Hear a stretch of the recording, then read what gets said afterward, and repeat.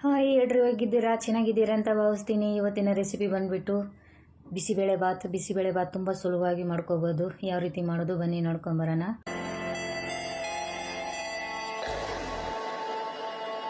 ನಾನಿಲ್ಲಿ carrot, beans ಮತ್ತು ಆಲೂಗಡ್ಡೆ, ಕ್ಯಾಪ್ಸಿಕಮು ಮತ್ತು ನೆನೆಸಿಟ್ಟಿರೋಂಥ ಬಟಾಣಿ ತೊಗೊಂಡಿದ್ದೀನಿ. 2 ಟೊಮಾಟೊ ಕಟ್ ಮಾಡಿ ಇಟ್ಕೊಂಡಿದ್ದೀನಿ. ಕುಕ್ಕರಿಗೆ ಎಣ್ಣೆ ಹಾಕೋಣ. ಸಾಸಿವೆ, ಕರಿಬೇವು, ಹಾಗೆ ಈರುಳ್ಳಿ,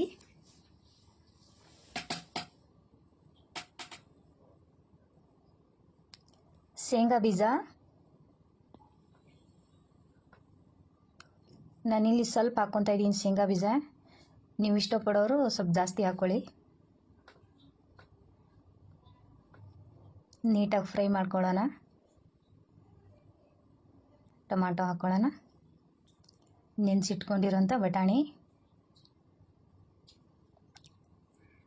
ಎಲ್ಲ ತರಕಾರಿ ಸಣ್ಣದಾಗಿ ಕಟ್ ಮಾಡಿರೋಂಥ ತರಕಾರಿ ಹಾಕ್ಕೊಂಡಿದ್ದೀನಿ. ಸ್ವಲ್ಪ ಅರಿಶಿಣ ಹಾಕ್ಕೊಳ್ಳೋಣ. ಕಲ್ಲುಪ್ಪು ಹಾಕ್ಕೊತಾ ಇದ್ದೀನಿ ನಾನು.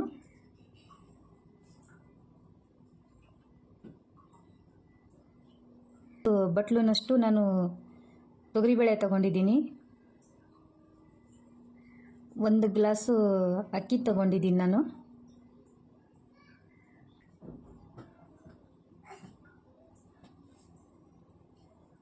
ಎರಡನ್ನೂ ನೀಟಾಗಿ ವಾಶ್ ಮಾಡ್ಕೋಬೇಕು. ಮಿಕ್ಸ್ ಮಾಡೋಣ. ವಾಶ್ ಮಾಡ್ಕೊಂಡಿದ್ದೀನಿ. ನಾನು ಅಳತೆ ಸರಿಯಾಗಿ ನೀರು ಹಾಕ್ಕೊಂಡಿದ್ದೀನಿ. ನೀವು ನೋಡ್ಕೊಂಡು ಹಾಕ್ಕೊಳ್ಳಿ ನೀರು ಎಷ್ಟು ಬೇಕು. ಇದು ಒಂದು 3 ವಿಸಲ್ ಬೇಯಿಸ್ಕೊಳ್ಳೋಣ. ಆಗಿದೆ. ಸ್ವಲ್ಪ ಹುಣಸೆಹಣ್ಣು ರಸ ಹಾಕ್ಕೊತಾ ಇದ್ದೀನಿ.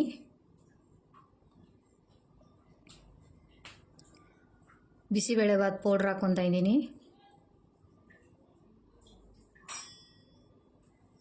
ನೀರು ಹಾಕ್ಕೊತಾ ಇದ್ದೀನಿ ಸ್ವಲ್ಪ.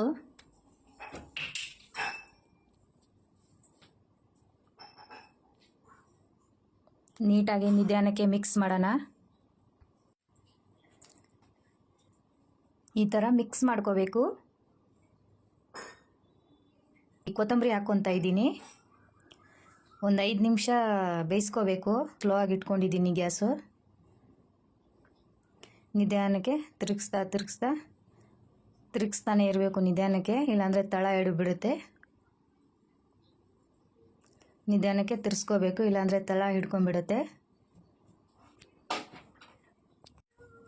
ಸ್ವಲ್ಪ ಸೌತೆಕಾಯಿ, ಮೊಸರು. ಬಿಸಿಬೇಳೆಬಾತ್ ಯಾವ ರೀತಿ ಬಂದಿದೆ ನೋಡಿ. ಈ ಥರ ಪರ್ಫೆಕ್ಟಾಗಿ ಬರಬೇಕು ಬಿಸಿಬೇಳೆಬಾತು. ತುಂಬ ಗಟ್ಟಿನೂ ಇರಬಾರ್ದು, ತುಂಬ ತಳನೂ ಇರಬಾರ್ದು. ತುಂಬ ಚೆನ್ನಾಗಿರುತ್ತೆ. ಈ ಥರ ಒಮ್ಮೆ ಮಾಡ್ಕೊಳ್ಳಿ.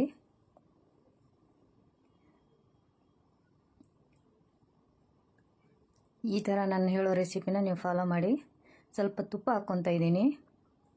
ಕೆಲವರು ತುಪ್ಪ ಇಷ್ಟಪಡ್ತಾರೆ, ಕೆಲವರು ತುಪ್ಪ ಇಷ್ಟಪಡಲ್ಲ. ನಾನು ತುಪ್ಪ ಹಾಕ್ಕೊಂಡು ತಿನ್ನೋದ್ರಿಂದ ತುಂಬ ಚೆನ್ನಾಗಿರುತ್ತೆ. ನಾನಿಲ್ಲಿ ಬೂಂದಿ ಖಾರ ಹಾಕ್ಕೊತಾ ಇದ್ದೀನಿ. ಬಿಸಿಬೇಳೆಬಾತಿಗೆ ಬೂಂದಿ ಖಾರನೇ ಕಾಂಬಿನೇಷನು.